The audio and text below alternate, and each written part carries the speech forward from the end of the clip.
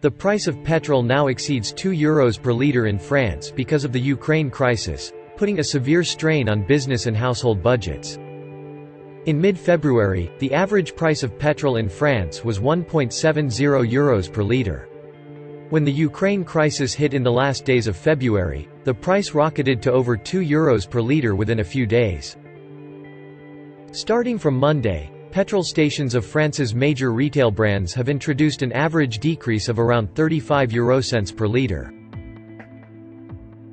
The French Prime Minister has also said that from April 1, all French citizens who use petrol will be reimbursed 15 eurocents per litre, which will be in effect for 4 months.